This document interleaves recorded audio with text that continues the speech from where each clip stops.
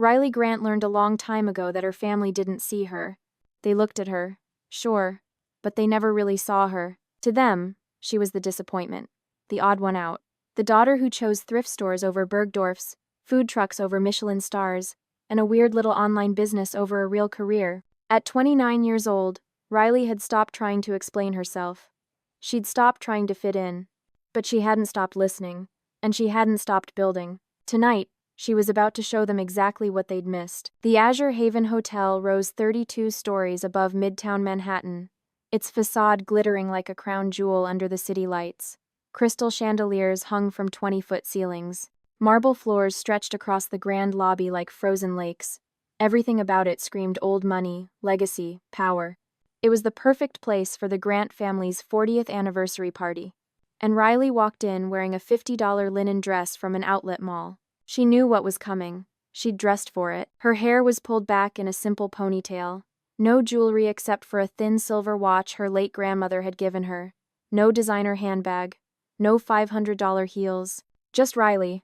Plain, simple, unimpressive. Exactly what her family expected. The moment she stepped into the ballroom, heads turned. Whispers rippled through the crowd like a cold wind. Her mother, Diana Grant, stood near the champagne tower in a blood-red Valentino gown, her neck dripping with diamonds. She saw Riley and her face went tight. Diana crossed the room in 6 furious strides, her heels clicking like gunshots. "Riley, what on earth are you wearing?" Riley smiled softly. "A dress, Mom. It's called a dress. You look like a waitress," Diana hissed, her voice low enough that only Riley could hear. "This is a formal event. Our entire social circle is here. Could you not have made an effort?" Riley glanced around the room. Politicians, CEOs, Manhattan elite sipping $1,000 champagne and pretending to care about each other. "I made an effort," Riley said calmly. "I showed up." Diana's jaw clenched. "Go home. Change. Come back in something appropriate. Or don't come back at all." Riley didn't move. "I'm good, thanks." Before Diana could respond, a voice boomed across the room. "Riley! There she is!" James Grant, Riley's older brother, 34, Harvard MBA, vice president of the family's real estate firm, and the cruelest person Riley had ever known. He strode toward her with a glass of scotch in one hand and a smirk on his face that made her stomach turn. "Everybody, look who decided to grace us with her presence," James announced, loud enough for half the room to hear. "My baby sister, fresh from her little Etsy shop or wherever she works now." Laughter rippled through the crowd. Polite, uncomfortable, vicious. Riley stood perfectly still, her hands folded in front of her, her face calm. She'd been here before. This wasn't new. James raised his glass toward her like a toast. "Honestly, Riley, did you come here to network? Or did you just hear about the fancy buffet?" More laughter, louder this time. Diana didn't stop him. She never did. Their father, Richard, stood near the bar, pretending not to notice. He was good at that. Riley looked at James, then at Diana, then at the room full of people who'd spent the last decade treating her like she was invisible. And then she smiled. Not the soft, polite smile she usually wore. This one was different. Sharp, knowing. She walked toward the small stage at the front of the ballroom, where a microphone stood waiting for speeches. Her footsteps echoed in the sudden quiet. James called after her. "Riley, what are you doing?" She didn't answer. She just picked up the microphone, tapped it twice, and waited for the feedback to fade. The entire ballroom went silent. 200 people staring at the girl in the cheap dress. Riley's voice was calm, clear, steady. "Good evening, everyone. For those of you who don't know me, I'm Riley Grant, the disappointment of the family." A few awkward chuckles. Riley's smile widened. "It's always a pleasure to hear the comments of such distinguished guests, especially here, in the hotel that I own." The silence that followed was deafening. Diana's face went white. James's smirk vanished. Richard's glass froze halfway to his lips. Riley let the words hang in the air, watching the realization spread across their faces like wildfire. Before anyone could speak, a man in a crisp suit stepped forward from the side of the room. The hotel manager. He walked straight to Riley and extended his hand. "Miss Grant, welcome. It's an honor to have the new owner here tonight." Riley shook his hand, never breaking eye contact with her family. "Thank you, Marcus. I appreciate everything you've done to make tonight perfect." Marcus nodded and stepped back. The room erupted in whispers. Phones came out. Cameras flashed. Riley lowered the microphone slightly, her eyes locked on James. Then on Diana. Then on Richard. "If you want to know what it feels like to be looked down upon in the land you built," she said quietly, her voice cutting through the noise like a blade, "then tonight I just gave you that chance." She set the microphone down, turned, and walked off the stage. Behind her, the ballroom exploded in chaos. But Riley didn't look back. She'd spent 29 years being invisible in her own family. Tonight, she made damn sure they'd never forget her name. Have you ever been looked down on by your own family just because you didn't fit their idea of success? Stay. Because this story is proof that silence doesn't mean weakness. It means you're planning something they'll never see coming. 3 years ago, Riley Grant was nobody. Not to the world, not to her family, and most days, not even to herself. She was 26 years old, living in a 4th-floor walk-up in Bushwick, Brooklyn. The apartment was 350 square feet. The shower barely worked. The radiator clanged like a drum solo every night at 2 in the morning. But it was hers. Riley worked the front desk at a boutique hotel in Soho. 12-hour shifts. $9 an hour plus tips. She smiled at guests, carried luggage, listened to complaints about water pressure and thread count. And every night, she went home alone and wondered if this was all her life would ever be. But back then, she still had hope. Back then, she still thought she could earn her family's respect. So she tried. She bought a suit from TJ Maxx, navy blue, professional. She practiced her posture in the mirror. Practiced speaking properly instead of the casual Brooklyn accent she'd picked up. She applied for a job at Grant Properties, the real estate firm her father had built from nothing 40 years ago. Richard Grant had been a construction worker once, hands rough from concrete and steel. He'd saved every dollar, taken every risk, and built an empire one property at a time. And Riley had always believed she was like him, a builder, a dreamer. But when she walked into her mother's office that Tuesday afternoon, Diana looked at her like she'd tracked mud across a white carpet. "Riley, what are you doing here?"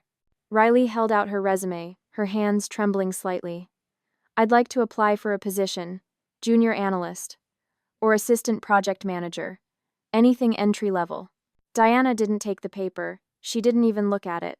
"Sweetheart," Diana said, her voice dripping with false sweetness, "you don't have leadership qualities. You're like your father, a dreamer, and dreamers don't run companies. They just get in the way." Riley's stomach dropped. Dad built this company. Diana leaned back in her chair, her smile sharp. "Your father got lucky. James and I turned it into what it is today. You're better suited for hospitality work, smiling, being pleasant. That's your skill set." Riley left the office that day with her resume still in her hand and her heart in pieces. But she didn't give up. Not yet. She kept trying, kept showing up to family dinners, kept nodding along when James talked about his deals, kept pretending she didn't hear the whispers. And then, 6 months later, everything fell apart. Richard Grant had a stroke at his desk on a Thursday morning. By the time Riley got to the hospital, he was already gone. The doctors said it was sudden, massive, nothing anyone could have done. But Riley knew the truth. She'd seen the stress eating at him for months, seen the tension in his shoulders every time James pushed another aggressive deal, every time Diana criticized another decision. The final blow had come 2 weeks before his death. James had forced the sale of a branch office in Queens. Richard had fought it, said it was too soon, said the employees deserved better. James overruled him. Diana backed James. Richard signed the papers, and 14 days later his heart gave out.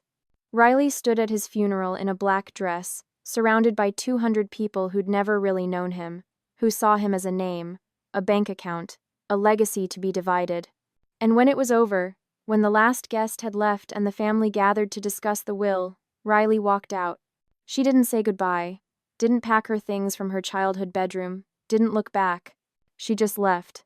For months, Riley disappeared. She stopped answering calls, stopped going to family events, stopped pretending she belonged in a world that had never wanted her. Instead, she worked 3 jobs, sometimes 4. She took online courses in business management, corporate restructuring, hospitality operations. She saved every dollar she didn't need to survive. And she watched. She studied the market, looked for opportunities everyone else had missed. That's when she found Azure Haven, a 32-story hotel on the edge of Midtown. Beautiful once, Historic. But it had been bleeding money for years. Mismanaged, outdated, drowning in debt. The owners were desperate to sell. The price was a fraction of what it should have been. Riley took every dollar she'd saved, took out loans she wasn't sure she could repay, and she bought it. Her family never knew. They'd stopped asking where she was or what she was doing. She was invisible. And that's exactly how she wanted it. The first 6 months were hell. The hotel was worse than she'd thought. Plumbing issues, electrical problems, staff who hadn't been paid in weeks. Riley couldn't afford to hire help, so she did it herself. She mopped floors at midnight, painted walls until her shoulders ached, slept on a cot in a storage room because the air conditioning in the staff quarters was broken and she couldn't afford to fix it yet. Some nights, she cried. Some nights, she wondered if Diana had been right. If she was just a dreamer. If she'd thrown her life away on a gamble she'd never win. But then she'd remember her father, his hands, his belief in her, his voice saying, "You're tougher than you think, kid." And she'd get up, and she'd keep building. Slowly, the hotel came back to life. She rehired staff, renovated rooms, built relationships with vendors, treated every employee with respect, every guest with kindness. The things her family had always despised, empathy, patience, humility, became her greatest strengths. Within 18 months, Azure Haven was profitable. Within 2 years, it was thriving. And every step of the way, every late night, every sacrifice, Riley held on to one thought. One day, they'll see what they missed. One day, they'll know. And tonight, standing in the ballroom of the hotel she'd built from ashes, watching her family's faces twist in shock and disbelief, Riley finally felt it. Vindication. The party ended at midnight. Guests filtered out through the grand lobby, their laughter echoing off marble floors, their phones still buzzing with the story of Riley Grant, the invisible daughter who owned the palace. Riley stood in her office on the 20th floor, looking out at the Manhattan skyline. The city glittered like broken glass, beautiful, sharp, unforgiving. She was exhausted, but she wasn't done. A knock on the door, 3 sharp raps. Riley didn't turn around. She already knew who it was. "Come in, James." The door opened. James Grant stepped inside, his tuxedo jacket slung over one arm, his tie loosened, his smile plastered on like a mask. "Riley," he said, his voice smooth as oil. "That was quite a performance tonight." Riley turned slowly, leaning against the window, arms crossed. "Was it?" James walked to her desk, casual, confident, like he owned the room. Like he'd owned every room they'd ever shared. "Look, I'll be honest," he said, sitting on the edge of her desk uninvited. "I'm impressed. You really pulled this off. Bought a hotel, turned it around. That takes guts." Riley said nothing, just watched him. James leaned forward, his smile widening. "But here's the thing. This hotel? It was built on Grant family connections. Our name, our reputation, Dad's legacy." Riley's jaw tightened. "Don't you dare use his name." James held up his hands, mock surrender. "I'm not trying to fight, Riley. I'm trying to help. You've proven you can run a business. Great, but you're still new to this. You need guidance. Management expertise." He pulled a document from his jacket pocket and set it on the desk. A contract. "I had our lawyers draft this. A partnership agreement. You keep ownership, but Grant Properties handles operations. We split profits 60-40. You get the 40, of course, since you're still learning." Riley looked at the contract, then at James, then she laughed. Not a polite laugh, a real one. Cold, sharp. "You think I'm going to sign that?" James's smile faltered. "Riley, be reasonable. You can't do this alone. You need us." Riley pushed off the window and walked to her desk. She opened her laptop, typed in a password, and turned the screen toward James. "Do I?" James's eyes flicked to the screen. His face went pale. It was an email chain. Dozens of messages. All between James and a man named Victor Chen, an investor Riley had pitched her digital travel startup to last year. The startup that had collapsed before it even launched. James's voice was tight. "What is this?" Riley's voice was ice. "That's you, sabotaging my business." She scrolled down. Email after email. James contacting Riley's investors, spreading rumors that she was unstable, that her business model was flawed, that she'd burned through seed money on personal expenses. All lies. Riley clicked on another file. A wire transfer. $50,000 from James's personal account to Victor Chen. The note read, For your discretion. James had bribed him, paid him to pull his investment and convince the others to do the same. Riley's startup had died in 48 hours, and she'd spent a year thinking she'd failed. James stood, his hands shaking. Where did you get this? Riley smiled. You're not the only one with connections, James. Turns out Victor felt guilty, kept records, and when I reached out last month, he gave me everything. James's face twisted. You don't understand. You were wasting your time. That startup was a joke. I did you a favor. Riley's eyes burned. A favor? You destroyed something I built. You humiliated me, made me think I wasn't good enough. You weren't, James snapped. You're not. You never have been. Riley clicked another file. This time, a text message thread appeared on the screen. Between James and Diana. James. The startup pitch is next week. Should I let it happen? Diana. Absolutely not. That girl needs a lesson. She walked away from this family. She doesn't get to succeed without us. James. I'll handle it. Diana. Good. Make sure she understands her place. The room went silent. James stared at the screen, his face ashen. Riley's voice was barely a whisper. Mom told you to ruin me. James opened his mouth, closed it, then found his voice. She was trying to protect you. Protect the family. Riley stepped closer, her eyes locked on his. The only lesson here is, never underestimate the person you taught to endure. She reached across the desk and picked up her phone. One tap. A notification flashed on the screen. James's phone buzzed. He pulled it out, confused. It was an alert from the Azure Haven hotel system. Your VIP membership has been revoked. James looked up, panic flashing across his face. Riley, don't do this. She tapped again. Another alert. Diana Grant. VIP membership revoked. James grabbed her wrist. You can't kick us out. This is our family's anniversary party. People are watching. Riley pulled her hand free, her voice steady. This is my hotel, and you're no longer welcome here. She pressed the intercom on her desk. Security. I need an escort for Mr. James Grant. Immediately. James's face went red. You're making a mistake. We're your family. Riley met his eyes. No. You were my family. Now you're just people who hurt me. 2 security guards appeared in the doorway. Large, professional, unyielding. Mr. Grant, one of them said, we need you to leave the premises. James looked at Riley one last time. She saw it in his face. The realization, the fear, the understanding that he'd pushed too far. You'll regret this, he said quietly. Riley didn't blink. The only thing I regret is not doing it sooner. The guards escorted James out. His footsteps echoed down the hallway. The elevator doors closed. And Riley was alone.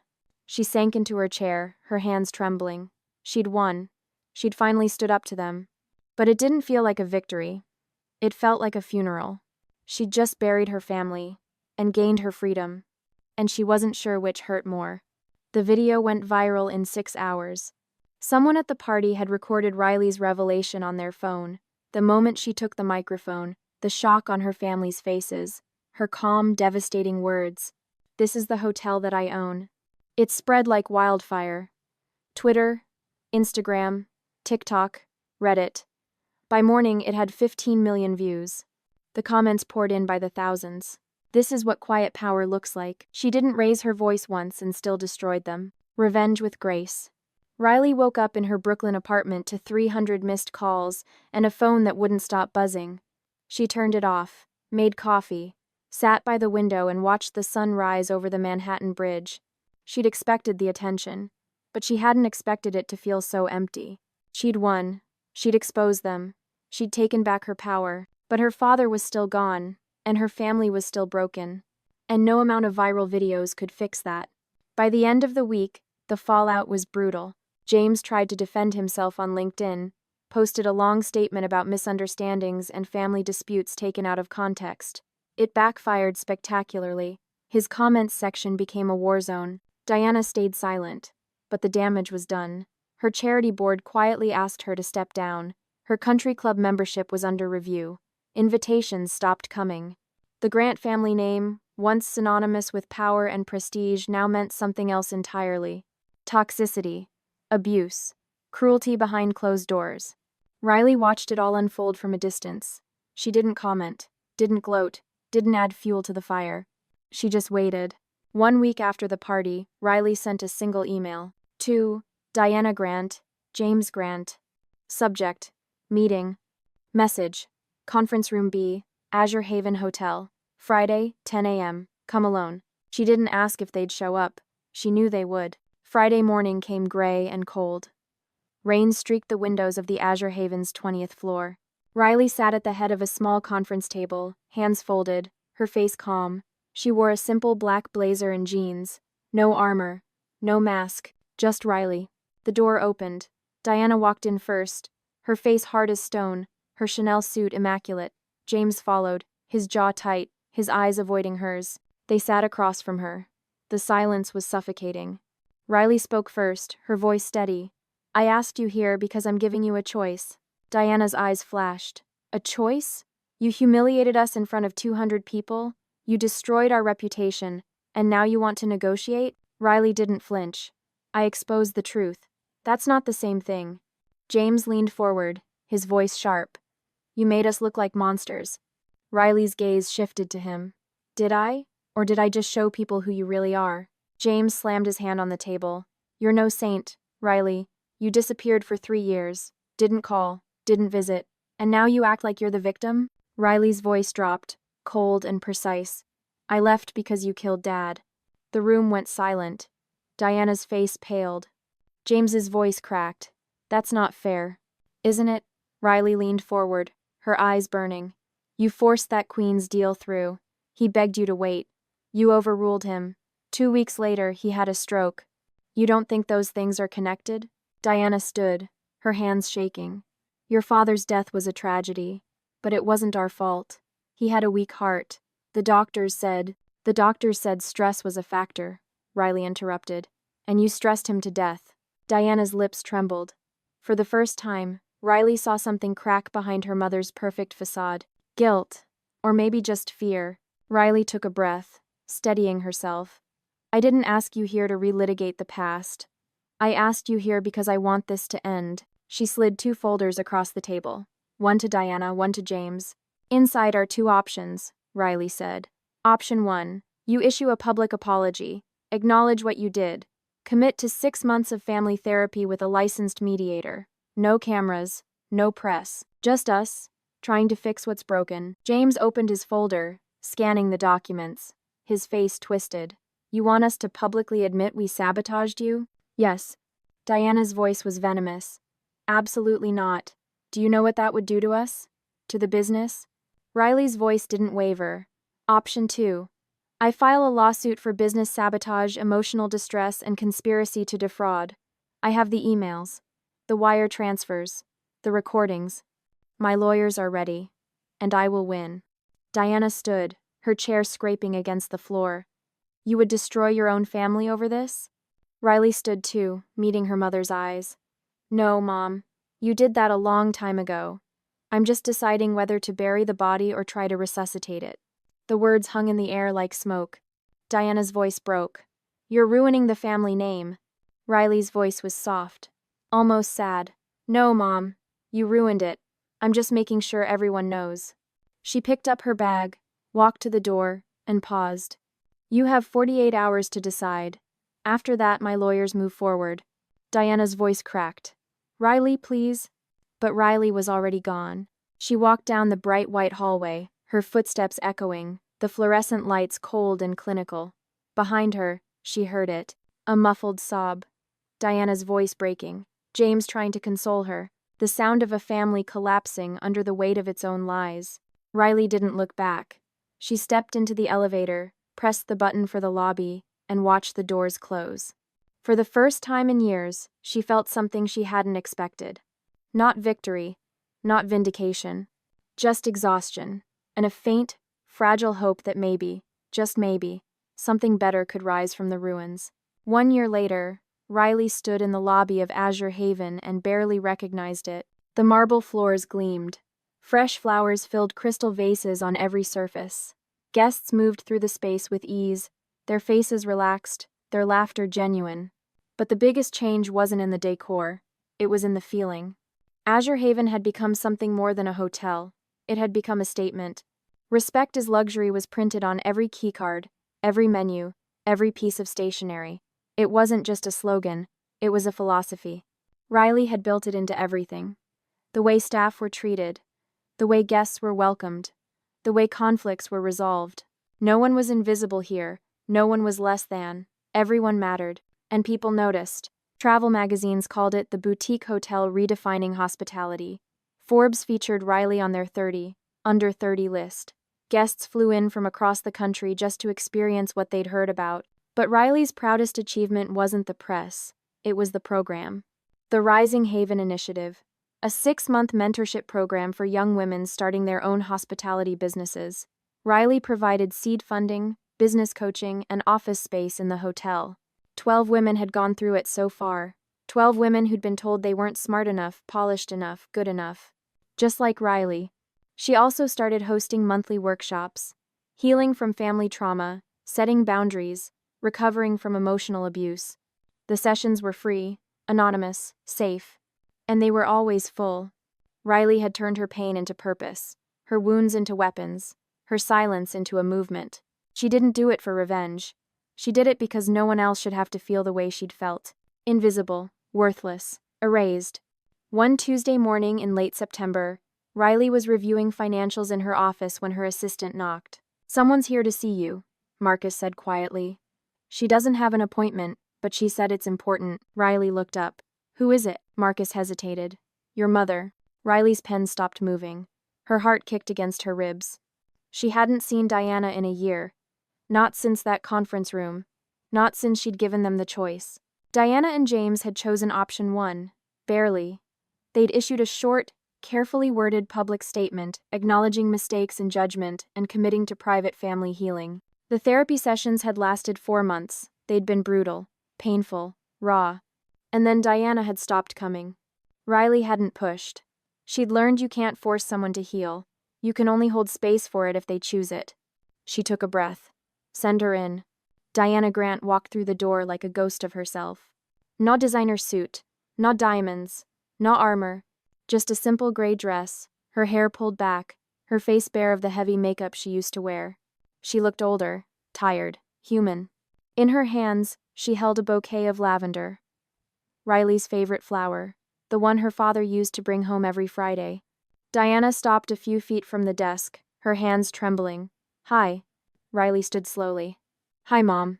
For a moment, neither of them spoke. The air between them was thick with a year of silence, 3 years of absence, a lifetime of hurt. Diana's voice cracked. "I know I don't deserve to be here. I know I don't have the right to ask anything from you." Riley stayed quiet, waiting. "But I came because I need to say it, out loud, to your face." Diana's eyes filled with tears. "I'm sorry, Riley. I'm so sorry." The words hung in the air, small, fragile, long overdue. Riley looked at her mother, really looked at her, saw the lines around her eyes, the weight she'd lost, the way her shoulders sagged under the burden of a lifetime of cruelty finally catching up. Diana stepped forward, holding out the lavender. "I don't expect you to forgive me.